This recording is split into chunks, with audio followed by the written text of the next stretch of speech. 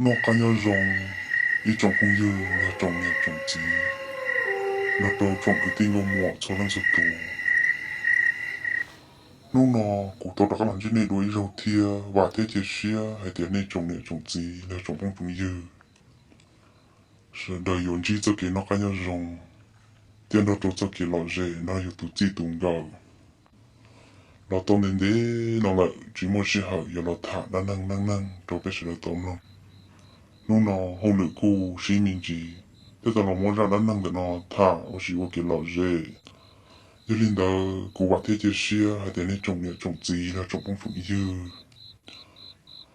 số lần số tù yon số cá nó cũng nông ra đang năng để nó thổ pi mà cho nó thổ sầu sẽ nó dùng đi cha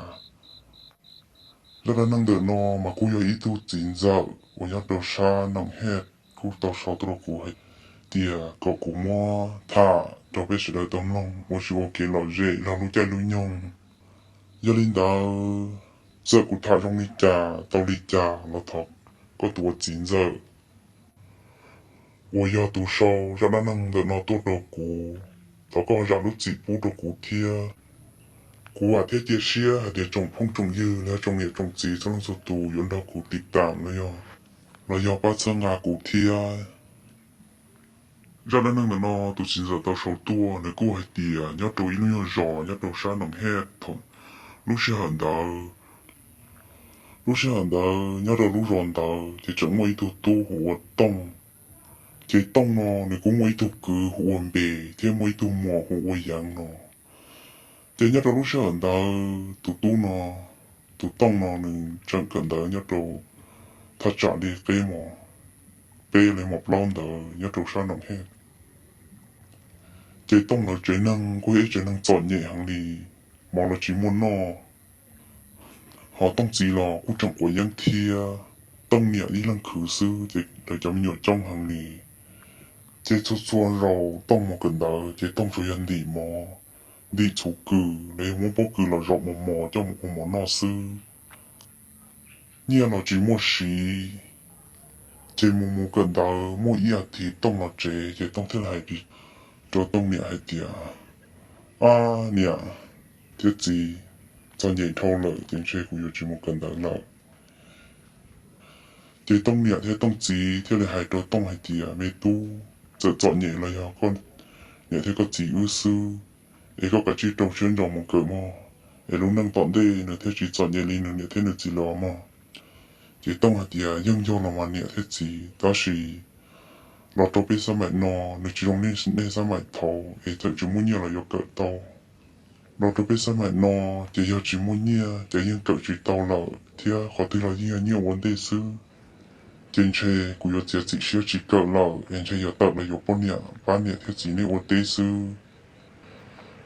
chế tông chỉ theo lời hai đầu tông hai tiền mấy tu chọn nhẹ là chủ yếu con nhẹ ư sư mò cái chỉ đầu xuyên rồng cỡ chọn đi trả nó xuyên tuân tế nhỏ nhỏ mỗi ít nu dù như là rồng đi loa sư để cái chỉ đầu xuyên rồng một cỡ mà mấy tu chế tông theo lời tế đầu tông chỉ hai tiền chỉ nhưng do lý có chỉ hai cơ đó là cho chọn nhẹ ly trên chơi của yêu chỉ xia cả nhẹ chỉ cào lẩu em chơi tập là yêu quan nhẹ hơn nhẹ nên vô liu tế sư em mà đi lo tô xia khử coi luôn năng mua em yêu mà đi抄tế cứ yêu tế mỏ cào thế yêu mà抄yêu tế tu tên tài sư chơi yêu rong đùa chỉ tông nhẹ thế tông chỉ là thế thì mấy tu nhưng yêu lý có hai cơ mà thì sẽ có tu xả sẽ yêu vô lý trả mà chế nó đầu tiên nó hoàn thì là chế tông có chỉ một cần đó chế tê không tê dư mà nó tông một kì lại tư lợi ta là chế tông một là xa xa y nu tròn tu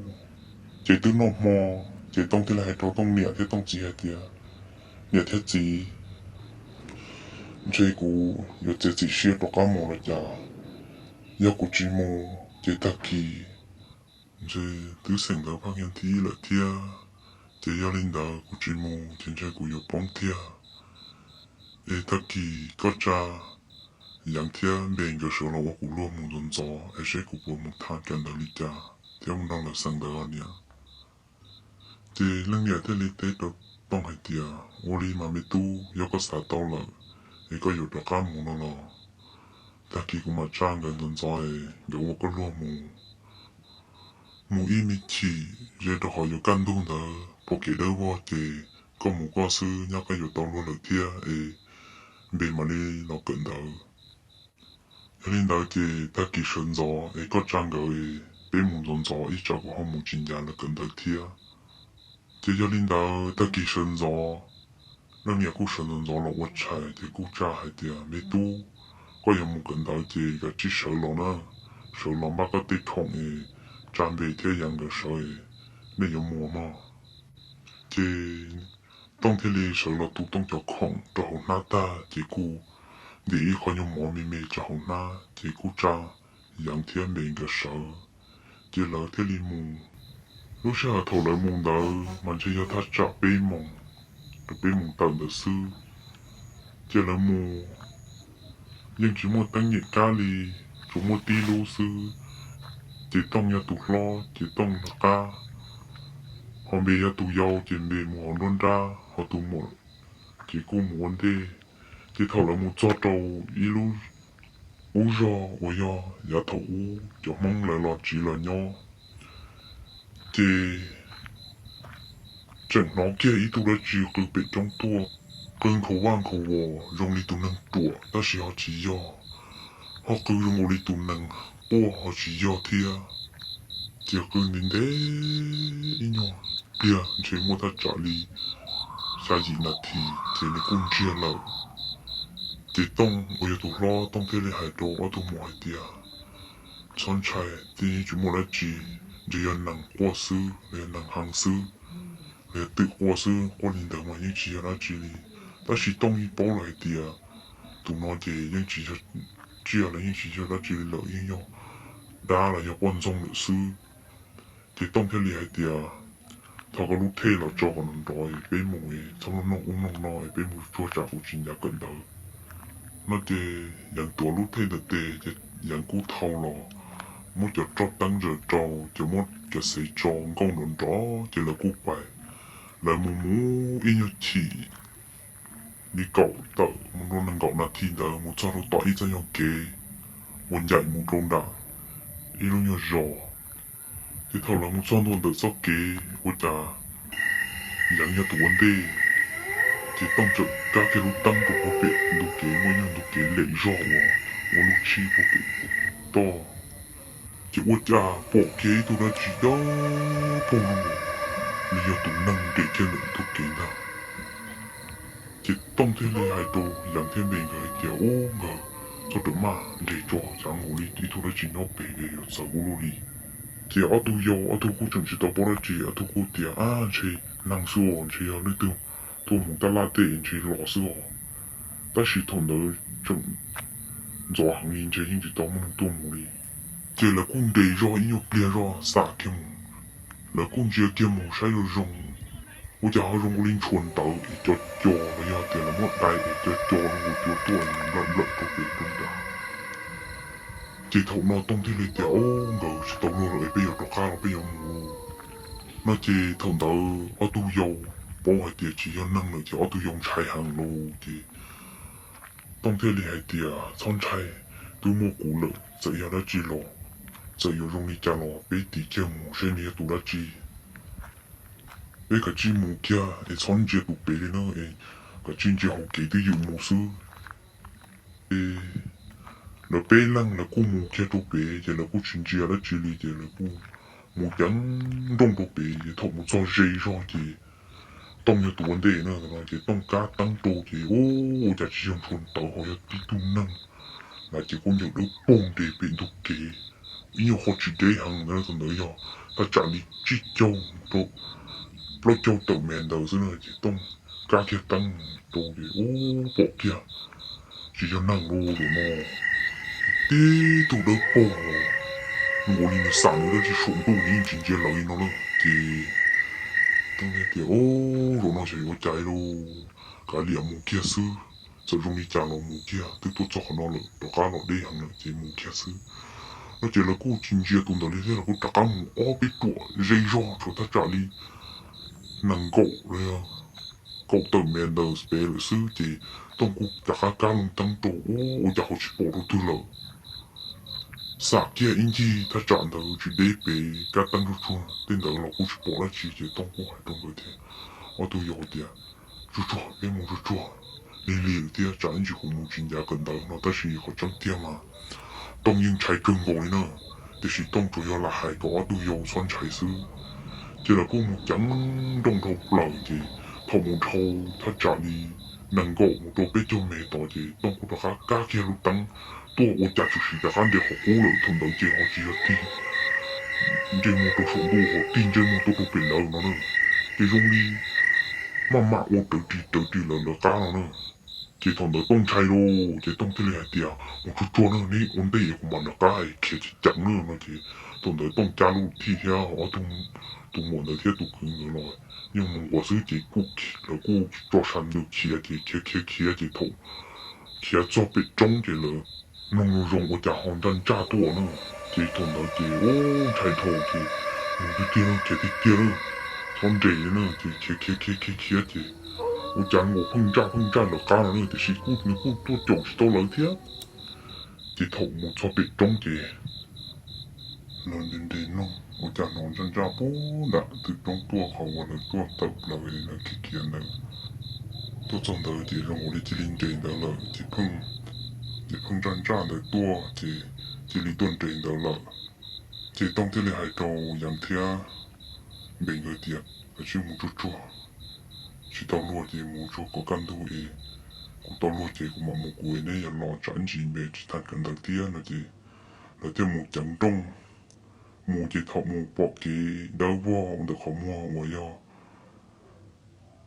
cái thì nó chỉ cả tăng lợi chỉ tăng cái lại đâu đi thêm bên cái tia nếu đó cá mua rồi cứ bỏ cái là chỉ nhà cũng chỉ chỉ là chỉ lợi thế cũng chỉ là thì cái cũng khi kia mua nhà ít khi sẽ cũng cho lợi nếu mua trái gì về chỉ tham còn được thia nó chỉ gia đình đó về thia yang cái thế li lò chỉ tông thế li chơi thì lợ chỉ thầu nó cho chế chỉ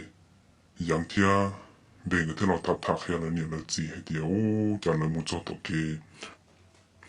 bộ nó chỉ cho cháu linh đầu nó chỉ như thế gì thì điều chỉ thầu y mà là lúc cũng rõ nhau đầu chỉ nó tên nhiều siêu bên nha và đã tuôn đầu cho trái anh chỉ là sống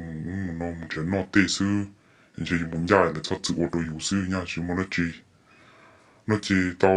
ý nhận đúng đó cả我也真对的是的我一度梦多给你多中的路绕我做现在我不打过海的只半钟的给你多头多赚的这我一度没有有明明爱你你管用都给个管用了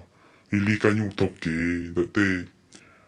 好我了bọn的天อย่างรุ่นดีซื้อแต่ชิมายังมีลังใจยังชีลินดาวตาลีน้องตอนนั้นเจนึกูปอลินดาวเจนถอยตัวจ้าเจนึกูหูอยู่ลันซีเทียแต่สินึยังชิติงจะมองเราอยู่ปอลีนี่เจเตเราตัวอยู่ชาเตวันยังจงเราอยู่เทียแต่สินึกพุ่งจิงเจียอยู่ลีนึกพุ่งเจียปอติเตซื้อแล้วเจนึงเจียอีเปลียเดชาทูชาตนมตุนอยู่เดิมมายังchỉ cho lo hàng yên mê mê thế ta chỉ mà muốn chơi mua yên lẩu lợn nó nữa thì nên yên chỉ tê tôn chia yếu đi chế thầu bỏ linh đạo chế tù tê lòng nó nếu không muốn thầu đồn đại là lúc rồi lại chế nếu cũng chỉ khá xa chỉ thia nếu tôi cho ở rồi bây giờ là yên chỉ linh đạo ta li nó chế nếu muốn chọn đại lúc rồi và cho kiến giải và cho anh bề thia tông để tôi cho ai bọn đó thì nếu muốn đá thì nếu muốn thật đâu là cho mong đá thì là cái tiền tụ có hay nhựa dầu mấy ai có mà nhưng chỉ do năng nữa cái chấm nhựa dầu nó như chúng năng một bể theo ô tế là đấy ô tô cho anh chỉ phụ sản đá ta rồi chúng nó năng một bể đi thế thì chỉ do nhựa dầu nữa tụ có hay có chuyện chơi do đá là do bọn trong một sư nó chỉ ô tô tụ tí lòng đó nó chỉ đi chia sẻ hàng lô chỉ nếu lo muốn đầu tư lò này nhưng cho nó con nhẹ thia nếu tê mình nhọ tê to ok mà nếu thế li tao lô tôn đàn được lúc ròn đá sư vì đó khó tiền nhưng nhiều con nhẹ đàn được lúc ròn đá thì trên nếu như tao tôi chuyện này thấy chỉ là tao li thì từ nào những chỉ tàu lúa tua lên chỉ có bốn địa theo cho mình nhổ còn lúa tua sư chỉ do chỉ chống lăng lỡ chỉ tua chỉ những chuyện chỉ đã chỉ theo cũng do tua thầu lọ thầu sư chỉ muốn chỉ theo ta chỉ tôi ý lăng chỉ những họ cần bỏ đâu nữa thật đủ kia nữa chỉ thâu linh đỡ lò chỉ để tao cá nó kia là đủ kia hoặc là bỏ đỡ chỉ mỗi ý gì mong chỉ gì mong đỡ nhưng chỉ nó trở cả là cái lụaคือนอกคือเฮาลินเตอร์ซื้อเจเลยที่ลิตัว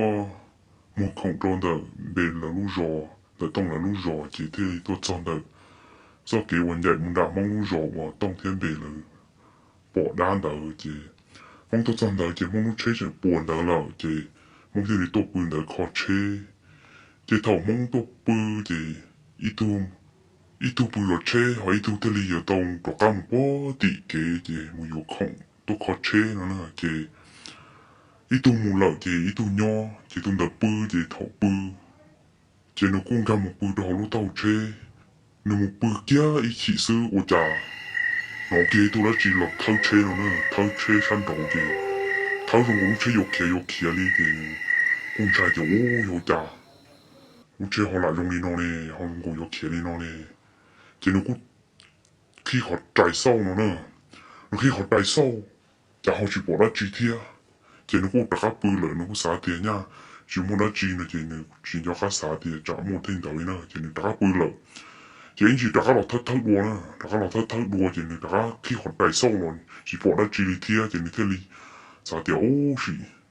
mà gầu sâu sâu ya tụ đã chi ô nó chả nó sâu sâu của chả bỏ tí tụ đó bô nó tụ kia đã có tí chế thâu chế rồi chỉ dùng cho thâu lúc chế chỉ lúc chế cho kia trong nhiều năng thâu nữa但是嘛用我chế不有起哩真哦是到路喏真的这里个好中州个好带州真的这大家不了那的真差真大家不了的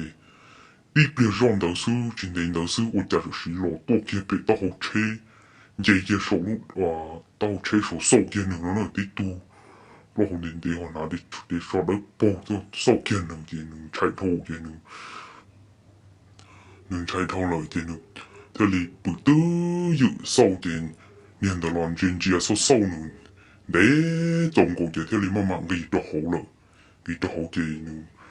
慢慢收就冇路多中大，不中大都嘅了嘅，能砌套了，这里不得有干套嘅能砌套咯嘅。tôi bỏ cái hồ cái nông tôi coi là rồi thì mà sợ nó cháy nó thì nhỏ ta tia ta su thì tu một yếu không thì u thì mà đi tốt cho thì là cái khó chế yếu trồng tu thì cũng chỉ khó chỉ lấy cái lô mong đợi người cũng ở lưng bùn đợi thia thì thọ bư cho ít ta mò với ít tu trâu rò lợ thì所以都是到做啥，那么要多啊，没有空，多的呢，都那么呢，我要搞都到我呢，因为就破，个事现在就阿家可以呢，就呢，正手咯，那用得到那嘛，那好车就把年也是就那就手了用得到嘛就，老家，伊都来就到了呢，都多数。trong tua chỉ ô chỉ xe thổ gì nữa chỉ tông lo chỉ nữa thêm một ca kia đã phổ cả cho nó tổ kia nó bể gì nữa nó cũng do thứ nó có mò thế mà thế cho nó cả thắng mà thì